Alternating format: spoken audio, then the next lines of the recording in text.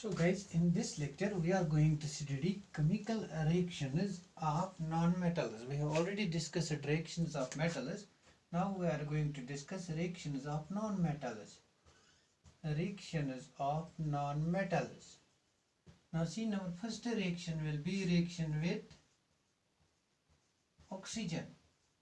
Non-metals react with oxygen to form oxides. For example, carbon reacts with oxygen to form carbon dioxide. Carbon also reacts with oxygen. During incomplete burning, it forms carbon monoxide.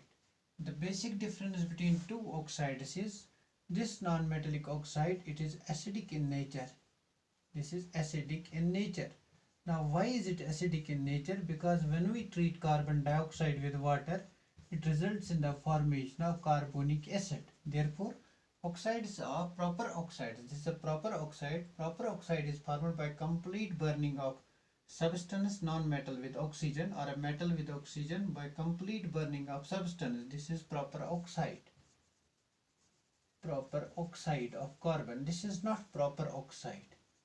Not a proper oxide. Why? Because it is formed by incomplete combustion. This is not proper oxide. It is formed by incomplete combustion. These improper oxides, they are neutral. By neutral I mean that they do not react with acids nor they do not react with bases.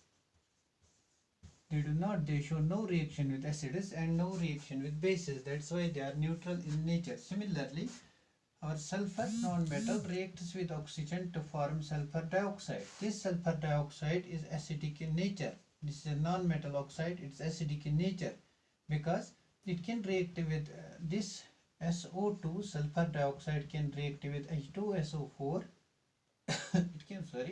It can react with water to form H2SO4. That is acid in itself. Therefore, non-metal oxides are acidic in nature. Therefore, these non-metal oxides, carbon dioxide, sulfur dioxide, they are Arrhenius acids.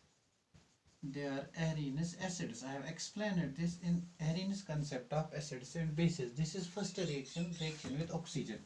So, non-metals react with oxygen to form oxides. These oxides are acidic in nature. Oxides of metals were basic in nature and these are acidic in nature. Number second, reaction with water. Non-metals react with water. Reaction with water. Non-metals, they react with water, they liberate oxygen gas. For example, fluorine, it reacts with water, we get HF and oxygen gas is evolved. Metals evolve hydrogen gas, non-metals evolve oxygen gas. Now they evolve, for example, Cl2, we treat it with water, we get HCl plus oxygen gas.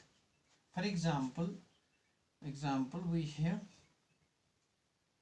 have examples like for example, sulfur, it reacts with water, we get hydrogen sulfide H2S plus we get oxygen. They liberate acids and they give what? Oxygen gas. They liberate oxygen gas and give acids. This is reaction with water. We will make the difference later on in the last lecture of this. This was second property.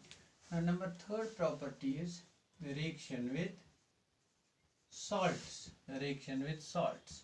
Non-metals react with salts to show displacement reaction. Non-metals react with salts. For example, NaBr. It reacts with Cl2.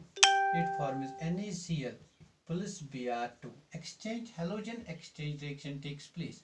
Nothing has happened. Halogen has exchanged chlorine and bromine have exchanged position. This reaction is called halogen exchange. A more reactive halogen displaces less reactive halogen. More reactive halogen is iodine followed by bromine followed by chlorine followed by fluorine. Therefore, iodine can replace bromine, chlorine, fluorine. Bromine can replace chlorine and fluorine. Chlorine can replace only fluorine. Now, number fourth type of reaction, that is the last reaction, is reaction with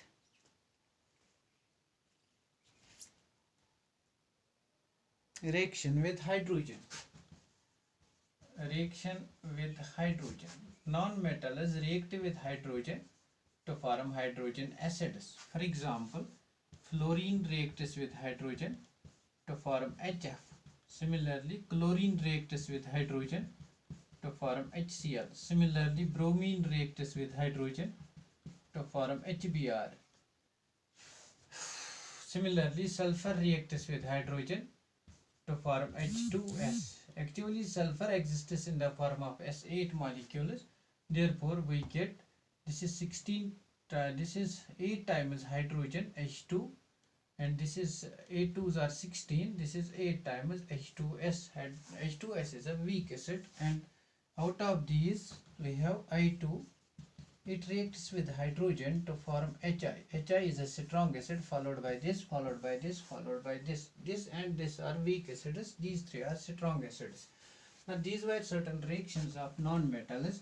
Now the last lecture of this unit will be difference between the chemical properties of metals and non-metals. That will be dealt tomorrow in the next lecture. Thanks for watching this video.